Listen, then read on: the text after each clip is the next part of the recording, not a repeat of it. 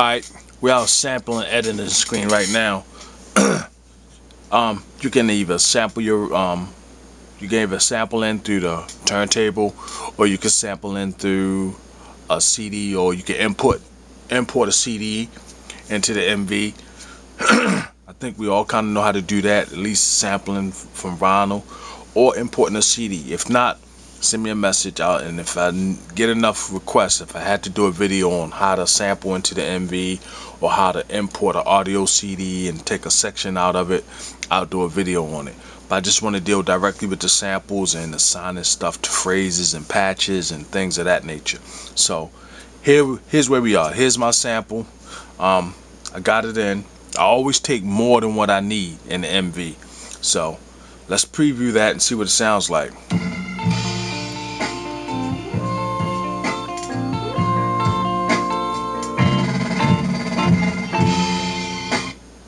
Alright, so that's where we at. So I need to bring this, hopefully you can see the mouse. Okay, I'm gonna take this, I'm gonna bring this over to this transient right here, this first transient. That's my beginning. Let's listen to it. Perfect. I believe I just need to take this section right here off. So now what we're gonna do is I'm gonna put my loop on and adjust this. I know it's a 8 note count, so let's listen to it real quick. 1, 2, 3, 4, 5, 6, 7, 8. Alright, cool. So I need to go to this transient, and it's a 8 note count. So my BPM bass note will actually be 8. And you can see, I don't know if you can see those lines. Yeah, you can. See these lines. When I go down to 8, you see how more precise they are, or how close they are to those transients. Now let's see how our loop sounds.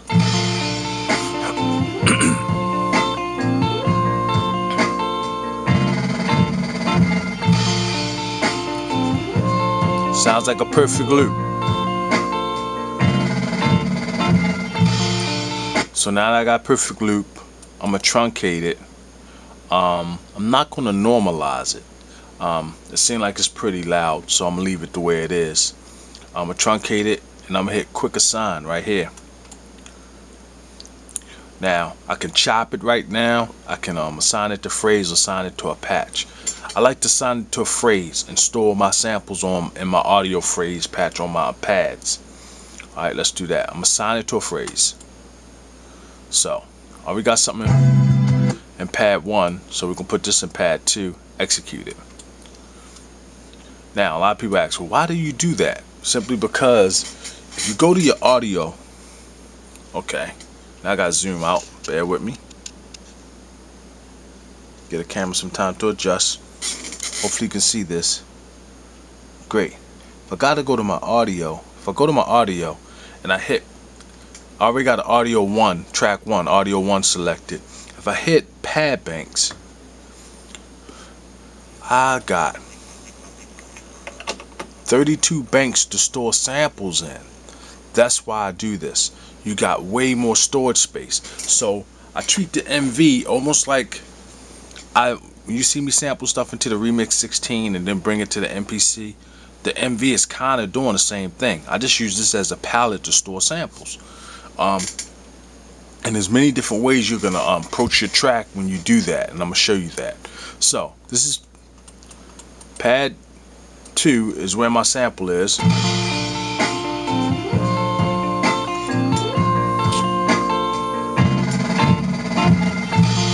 Alright, so now I want to set me up a track. So you're gonna have to do a lot of listening here, so pay attention. You want to hit your shift and you want to hit your loop.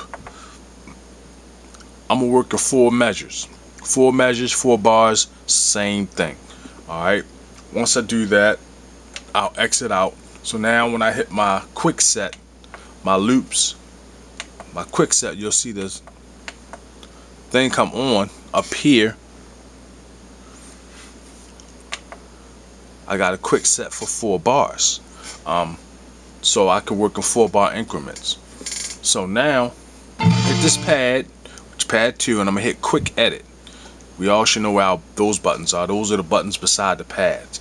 That's the second button from the top under pad banks, quick edit. Hit that and pull up my my edit screen. Now let me show you some cool things here. In this mode you can do a lot of things. At the bottom you got some choices, and every box that you see at the bottom coincides with those buttons under the screen.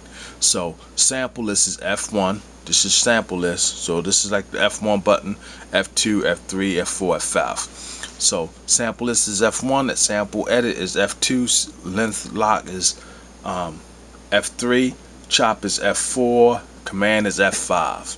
And so whenever you see these blocks, that's what they represent. They represent those F buttons underneath the screen. So first I'm gonna BPM sync this, and let's say I want to make and the cool thing, I'm going ahead of myself. When you set your BPM bass notes, if you look up here, let's zoom in. Whoa, too far. It lets you know what your audio phrase BPM bass note is right here. It lets you know that is 65. So this track is roughly, or this loop I got is roughly 65 beats per minute, or between 65 66 beats per minute. Now I don't make beats that slow unless I'm really doing something strange. So I'm gonna make the beat I'm gonna make it 82 beats per minute. So let's select 82. Now a lot of times people want to take a sample like that, this sample, turn this off.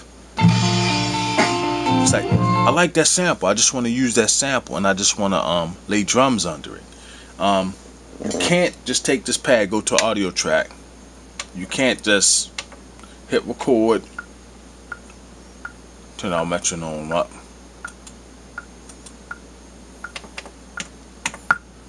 There we go. You can't just hit record and hit the play button. I got it on the 2 measure counting. I need to come out again. This is a little frustrating. Bear with me. I can't just hit record. Got my 2 measure counter and hit that pad.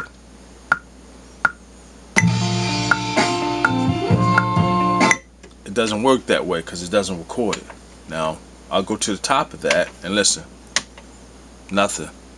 You can't do it that way. Well, it's not designed to do it that way. When you want to record, if I want that audio phrase and I want to add drums to it, first thing I want to do is go to sample edit.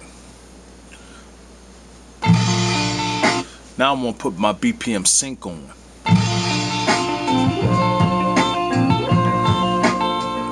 Now it's going to match it up. It's going to time stretch it and match it up to my 82 beats, you know, per minute for my track.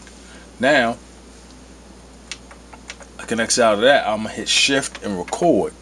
Now at the bottom of the screen it's going to be very low, but here where the blue is, that says measures. You want to scroll through that and select phrase. Once you select phrase, you hit your pad, it's in there. So therefore it's a 2-bar it's a 2-bar loop. Hit it again. Now I got my 4 bars covered. So I'm gonna exit. Now I'm gonna play it.